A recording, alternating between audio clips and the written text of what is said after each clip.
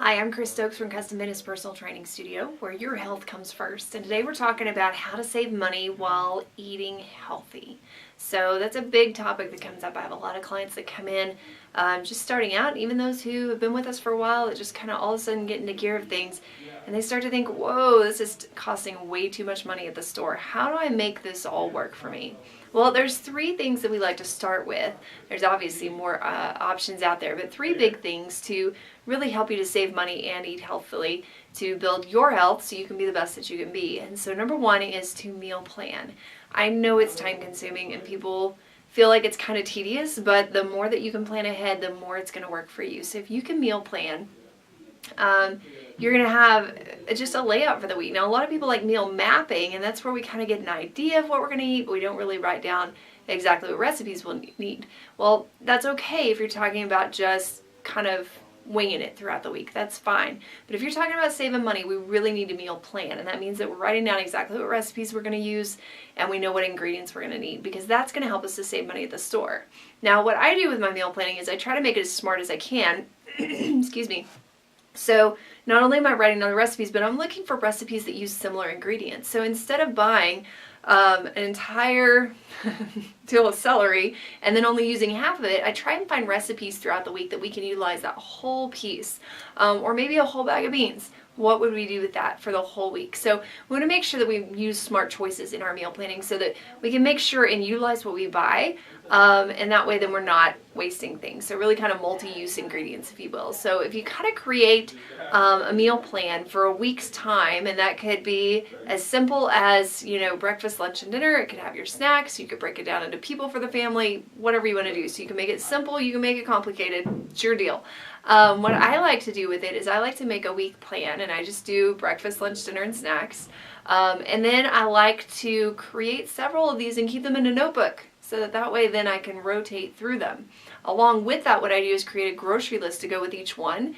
I've got an app that lets me put in multiple grocery lists, and if you have that, then whenever you go to use that meal plan, you pull up that grocery list and you just go through your kitchen and mark off what you already have, so you don't have to buy those things, but you know what you need already. So it makes life simple, takes a little bit of time in the beginning, but if you can get through that beginning part, then you've got a whole plan to go forward with. And the more weeks that you do that for, the more rotation you have, the less work you have to do later. So that's kind of how I like to meal plan, and it's helped us to save anywhere from $300 to $400 a month on groceries that we used to spend just because we started making smart meal plans. So, great way to start the movement forward there. All right, number two is to make sure that your meals are balanced so that you are more full. Because if you're not eating the right combination of nutrients, then your body's not going to feel as full from them. It's not going to last as long, and you're going to be really hungry and eating everything in sight. So we're trying to balance our meals. We need to make sure that every meal has protein, has vegetables, and it has healthy fats.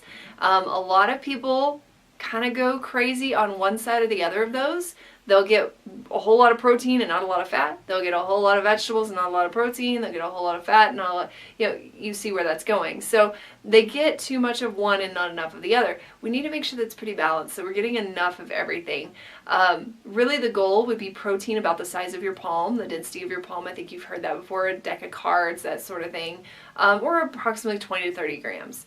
Your vegetables, we're looking for half to 3/4 of your plate in vegetables. Those are not only filled with high-end nutrients, all of your vitamins and your phytonutrients and your antioxidants and lovely things coming in from those, but you've also got a lot of fiber in there that's going to help to fill you up. The healthy fats, same thing. They're going to help to satiate you or make you feel full longer. So we're going to make sure that we're getting enough of those in. Plus, our body requires healthy fats. It's really hard in this day and age to understand that, how important those fats are. But our body needs those in order to burn off unhealthy fat, but also in order to function properly. So we need to make sure that we've got enough of that. So meal plan first, then make sure your plate's balanced. Number three is to try meatless. All right, now if you're like me, that's kind of scary. I have a texture issue, beans are not my thing, but there are other forms of protein out there. Just remember that if you're eating plant-based protein, number one, it's going to be cheaper, and number two, we're going to have to make sure that we've got multiple types of protein on our plate, that we've got more than one, because it won't be a complete protein for the most part with a plant-based. So we need to make sure that we've got at least a couple of forms of protein on there. So then we're looking at the labels. How much protein is in that product? How much is a serving size? What do we need to do? But I tell you what, when you start trying meatless meals, you'll notice that your grocery budget goes down quite a bit, because produce doesn't cost near what meat does. So if you start kind of changing into that to where even like once a week we have like a meatless Monday or something like that, it will start to help you to kind of reorganize your budget a little bit on those groceries. All right, so those are my 3 tips for getting started with eating healthy, saving money, all that kind of good stuff. And like I say, there's many ways to eat healthy, but that's just really the focus whenever it's coming to how do I do this and save money at the same time.